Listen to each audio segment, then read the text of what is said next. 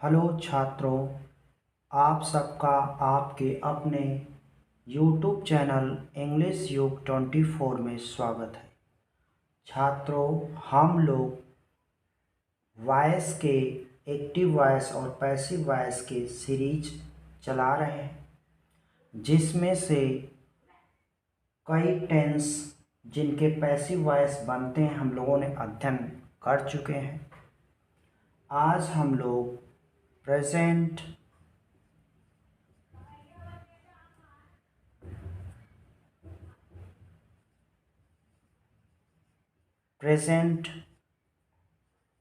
Perfect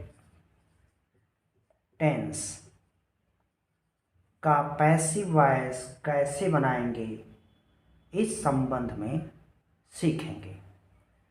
छात्रों, पीछे की वीडियो अगर आप लोग न देखे हों तो प्लेलिस्ट में पड़ी हुई है, आप वहां से जाकर देख सकते हैं। तो छात्रों, प्रेजेंट परफेक्ट टेंस की पैसिव वॉइस जानने से पहले हम लोग थोड़ी सी इसकी भूमिका समझ लें। जो नए छात्र जुड़े हुए हैं, जिनको ABCD पैसिव वॉइस की नहीं जानकारी है, उनको भी जानकारी हो जाए। तो छात्रों, सबसे पहले हमें जानेंगे कि प्रेजेंट इंडेफिनिट टेंस की पहचान क्या होती है, किसे हम कैसे जानेंगे। पहले हिंदी से फिर इंग्लिश में उसको हम समझेंगे। कहा जाए कि हिंदी वाक्यों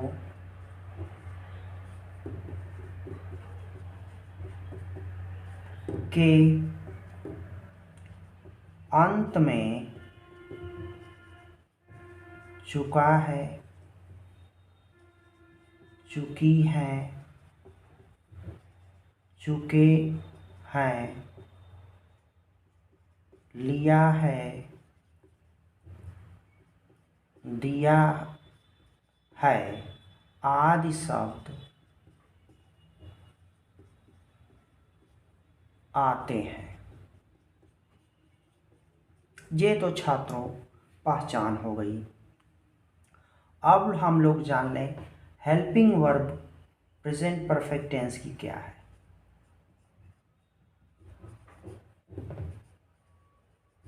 वर्ब अर्थात सहायक क्रिया।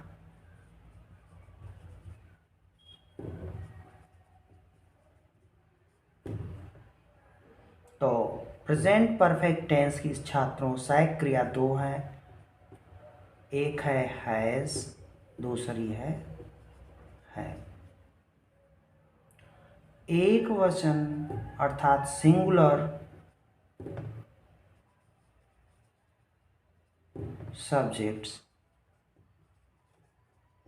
के साथ हम हैज का प्रयोग करेंगे और प्लूरल सब्जेक्ट्स के साथ हम हैव का प्रयोग करेंगे। जान लें सिंगुलर सब्जेक्ट्स में कौन कौन आते हैं और प्लूरल में कौन कौन आते हैं। तो ही, सी,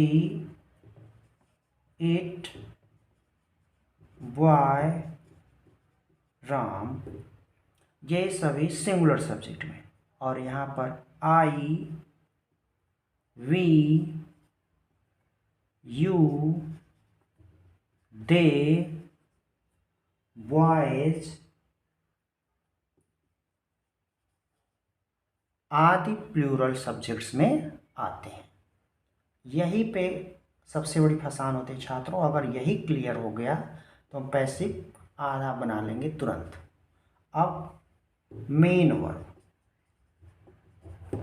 जो हमारी मुख्य क्रिया होती है, मुख्य क्रिया, मेन वर्ब जो होती है उसका हम थर्ड फॉर्म यूज करते हैं, तीसरा रूप, अर्थात मुख्य क्रिया का तीसरा रूप प्रयोग करते हैं।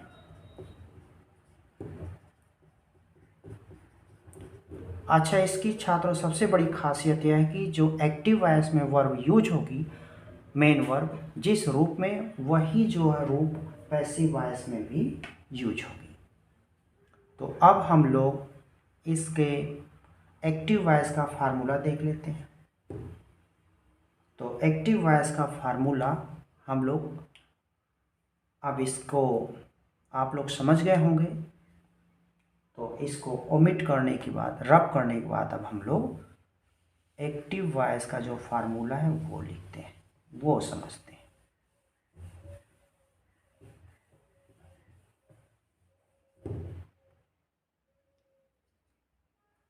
अब हम लोग एक्टिव वॉइस का फार्मूला लिखते हैं छात्रों। एक्टिव वॉइस का फार्मूला वो विशेषकर अफर्मेटिव सेंटेंस का, अफर्मेटिव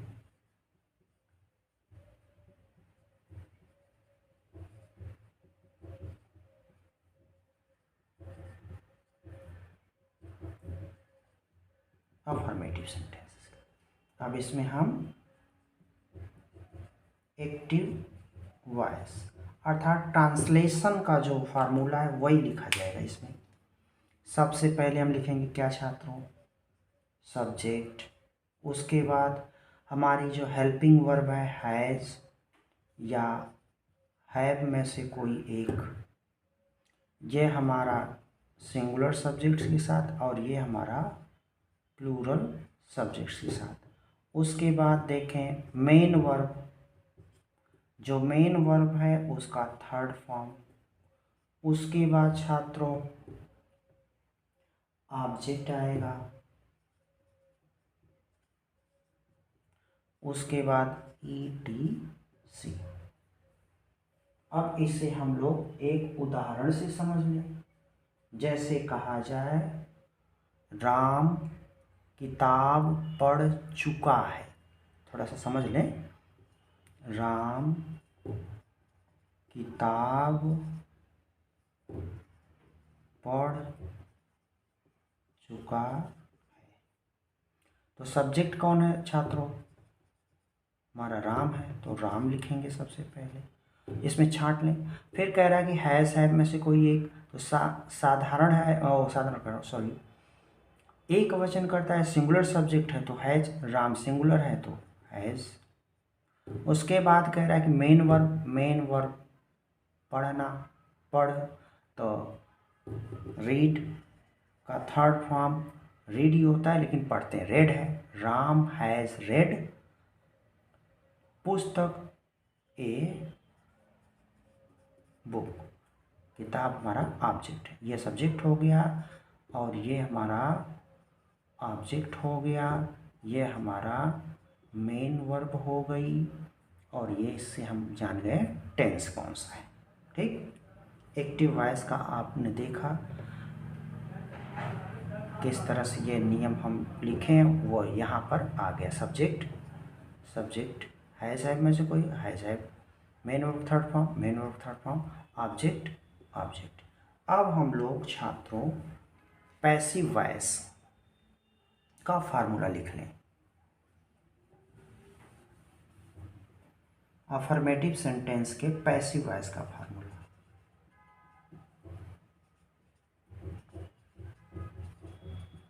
तो क्या लिखेंगे, सबसे पहले ऑब्जेक्ट,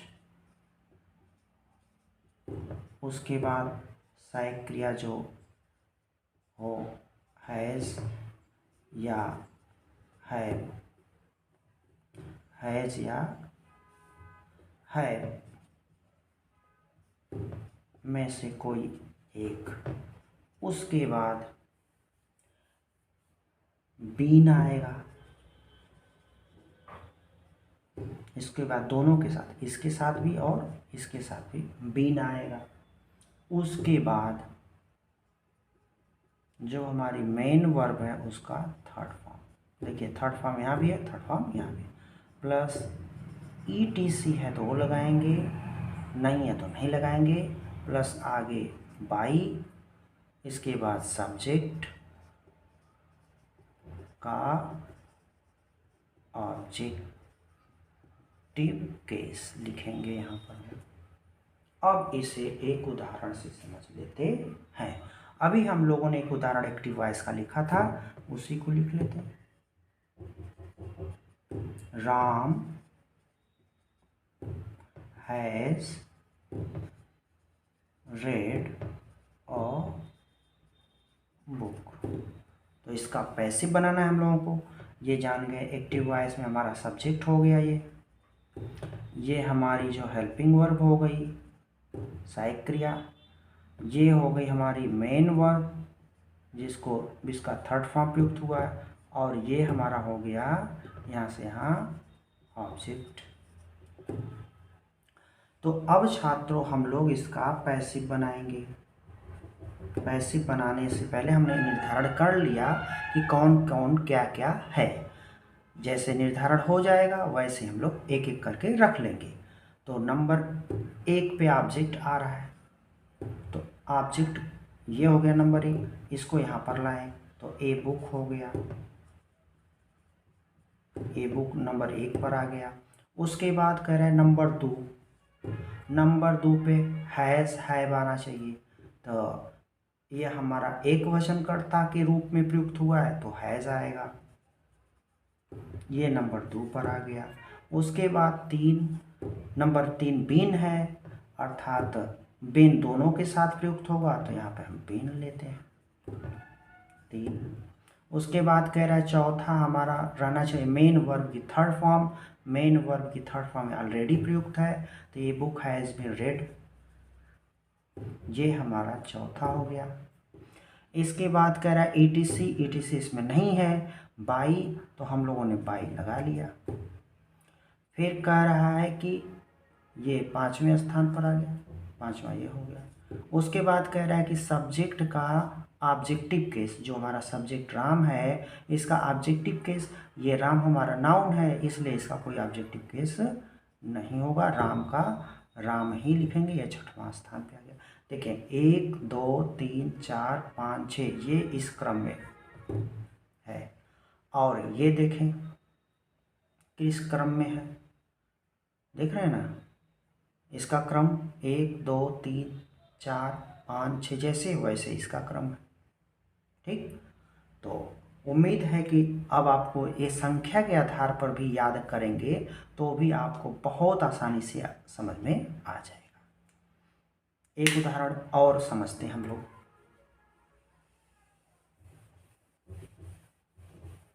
नेक्स्ट एग्जाम्पल है,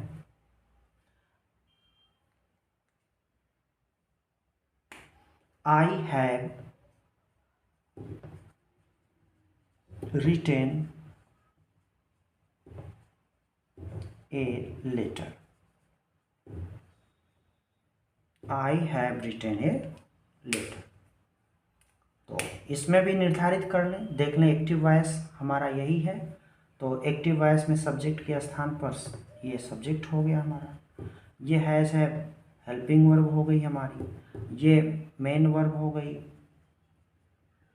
थर्ड फॉर्म, और ये हमारा क्या हो गया ऑब्जेक्ट।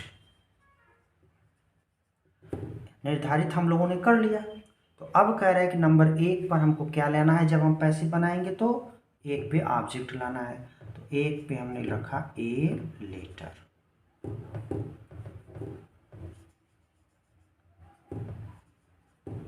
दो पे क्या है, उसकी सहायक क्रिया, ए लेटर एक पत्र है इसलिए हैज, ए लेटर हैज। 3 पे बीन हम लोग लाएंगे, been, a letter has been. 4 पे मेन वर्ब की थर्ड फॉर्म, तो मेन वर्ब रिटेन है तो रिटेन लिख लें, a letter has be written, extra word नहीं है। 5 पे बाई है तो 5 पे हम लोगों ने बाई लिख लिया। अब सब्जेक्ट का ऑब्जेक्टिव केस, सब्जेक्ट हमारा ये है तो इसका ऑब्जेक्टिव केस जब इधर आएगा तो इसका ऑब्जेक्टिव केस आएगा मी, ये हमारा बनकर तैयार है। देखें 1 2 1 2 3 4 5 6, देखिए 1 2 3 4 5 6, इस अंक से भी आप मिलाकर सही कर सकते हैं। अब हम लोग अफर्मेटिव से निगेटिव की तरफ चलते हैं। अब हम लोग अफर्मेटिव से निगेटिव सेंटेंस को देखते हैं।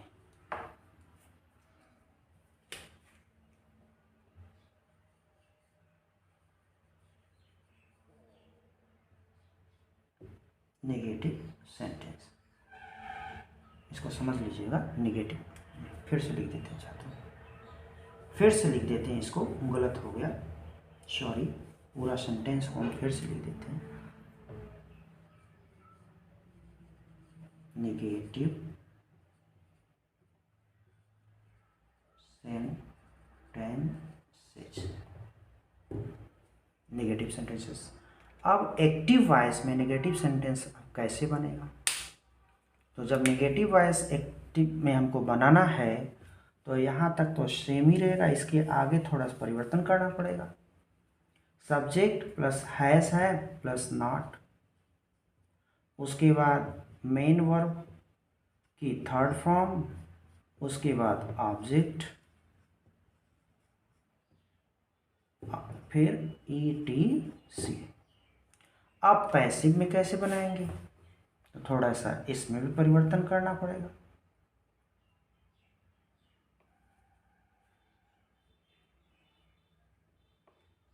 थोड़ा सा इसमें भी परिवर्तन करना पड़ेगा।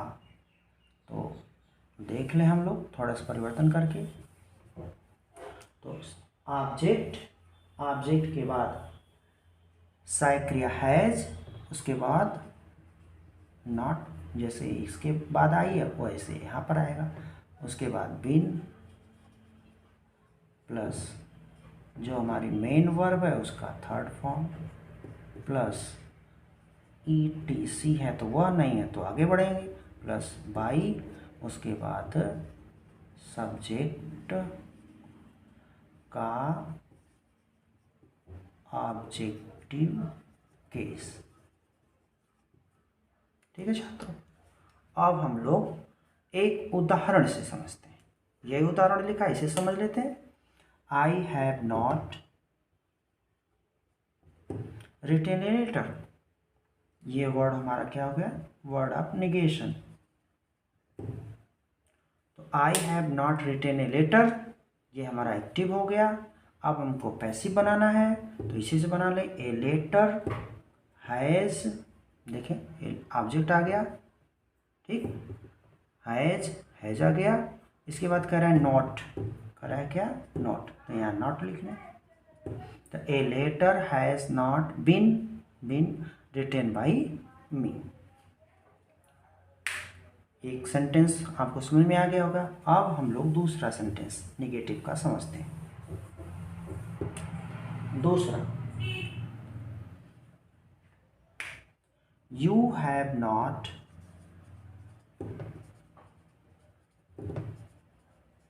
Stolen the watch. पैसिव बनाएंगे कैसे? अब ऑब्जेक्ट को लाएंगे, द वॉच एक वचन है, ये हमारा क्या है? सिंगुलर सब्जेक्ट हो, ऑब्जेक्ट है। ये हमारा ऑब्जेक्ट है, यहाँ पर, यहाँ पे आ गया सब्जेक्ट हो गया, तो सिंगुलर है तो क्या लगाएंगे? Has. The watch has not, देखें वैसे उतारा जा रहा है, has not been. The watch has not been, main verb third form, stolen कुछ नहीं है, बाई है, बाई यू का यू ही रहेगा। The watch has not been stolen by you. अब हम लोग नेक्स्ट एग्जाम्पल पे चलते हैं। अगला एग्जाम्पल आपके मोबाइल स्क्रीन पर इस प्रकार है।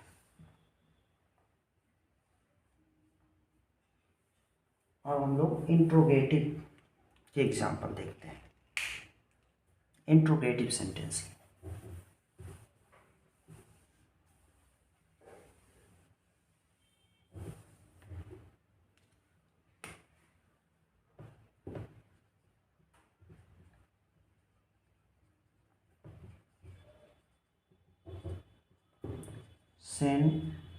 सेंटेंसेस, और इसमें भी विशेषकर किसका?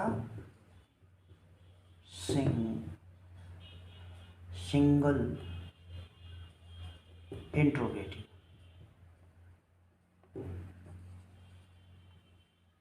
सिंगल इंट्रो मतलब क्या से जो प्रारंभ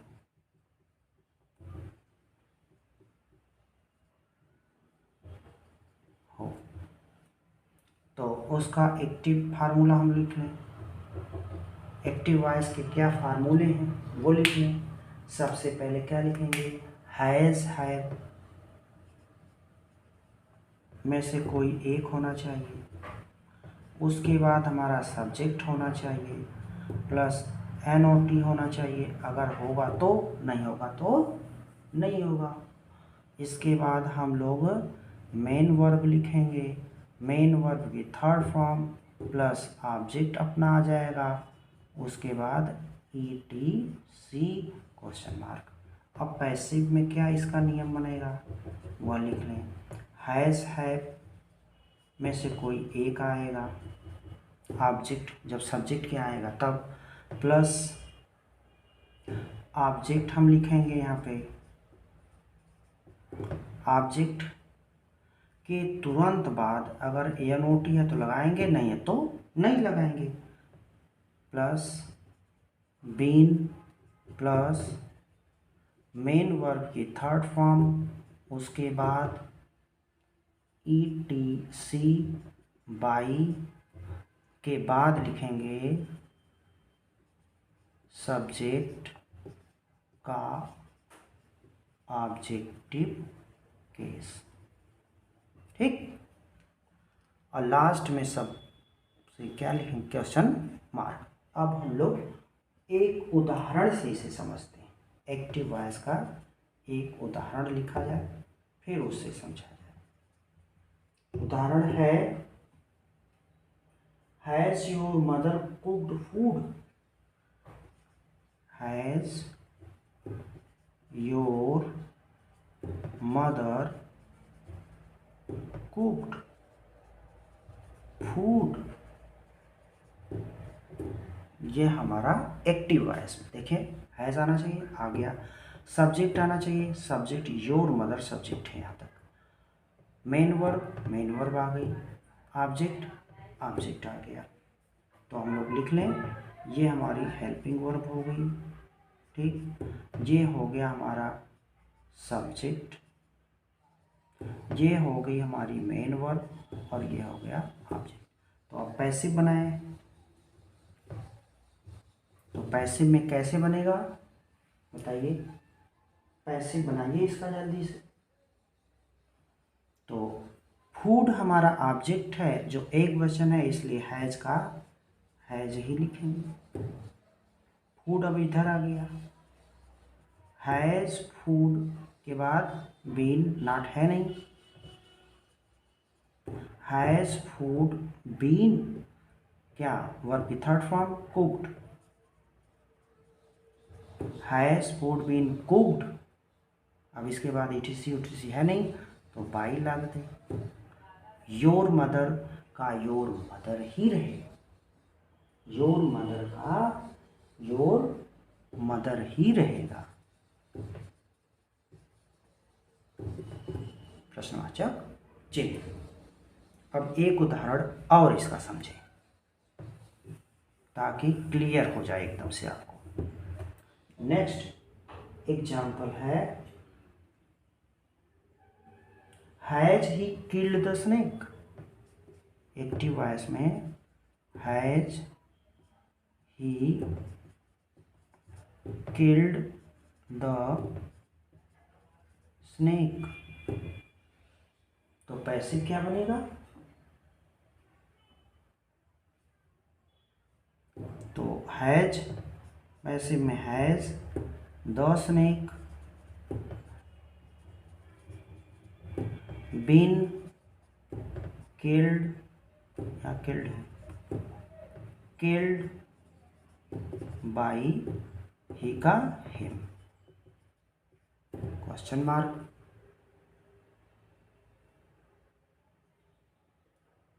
अब हम लोग चलते हैं डबल इंट्रोगेटिव सेंटेंस की तरफ। डबल इंट्रोगेटिव सेंटेंस की तरफ उसके उदाहरण को लिखते हैं। तो यहाँ पे हम लोग डबल लिख लें।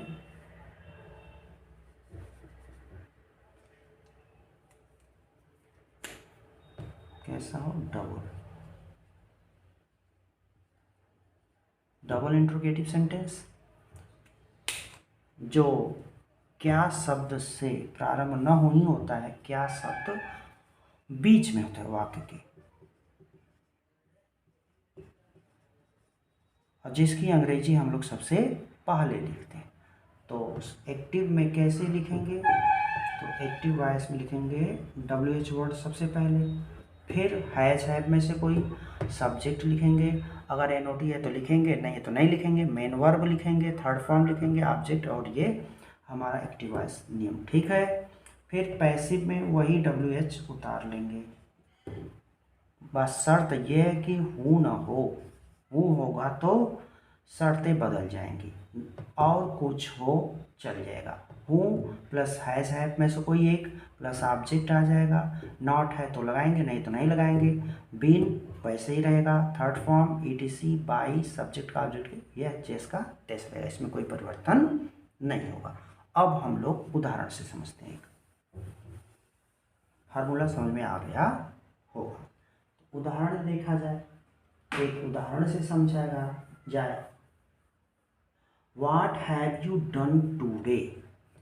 प्रश्न है What have you done today? प्रश्नवाचक चिन्ह। तो ये हमारा क्वेश्चन वर्ड हो गया WH। तो WH पैसिव में कह रहा है जैसे तैसे उतार लेंगे, अगर हु ना हो तो। यहाँ WH हमने वाट है तो वाट को वैसे उतार लिया। उसके बाद कह रहा है हैज़ हैव में से कोई एक, तो हैज़ हैव में से हम कोई एक को उतारेंगे। अब कब उतारेंगे हैज़ हैव में से कोई एक? क्योंकि यहाँ पर हम लोग किसे लेंगे? हैज को लेंगे। वाट हैज, और उसके बाद नहीं है तो been. What has been done today by you. हम ऐसे भी लिख सकते हैं, इसे हम ऐसे भी लिख सकते हैं। What has been done by you today. दोनों तरह से सही है, इन दोनों तरह से क्या है? सही है। अब हम लोग हूँ वाला देख लें। अब हम लोग किसे देख लें? हूँ वाला। हूँ का एक देख लें। Who has broken the glass. जब हु का आएगा पैसिव बनाने के लिए तो थोड़ा सा नियम चेंज हो जाता है। तो हु का पैसिव बनाने के लिए हम क्या करते हैं? हुम करते हैं, उसके पहले बाई लगाते हैं। तो लगा लें बाई हुम, बाई हुम। ग्लास हमारा ऑब्जेक्ट है जो एक वचन है, तो क्या लिखेंगे? हैज लिखेंगे। द ग्लास ले लें। अब बिन भी ले लें। By whom has the glass been broken. ठीक, आपको समझ में आ गया होगा। छात्रों, कुछ आपको 2-3 एक्सरसाइज दे देता हूं जो आप लोग करिएगा और कमेंट बॉक्स में डालिएगा। देखना चाहता हूं कितने लोग इसका जवाब सही से कमेंट बॉक्स में देते हैं। नंबर 1 है Who have beaten the thief? नहीं, we have beaten the thief. दूसरा है has she deceived you. Has she deceived you. Spelling mistake हो गया छात्रों। यू। तीसरा है he has wasted money foolishly। he has wasted money। he has wasted money foolishly। और last है चौथा, who has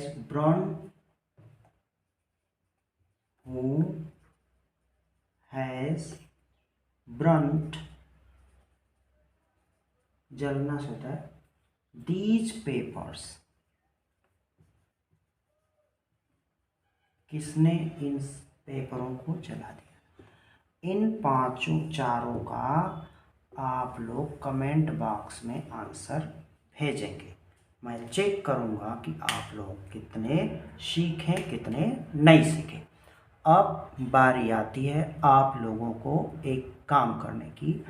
अब आप लोग हमारे YouTube चैनल इंग्लिश युग 24 को लाइक करेंगे,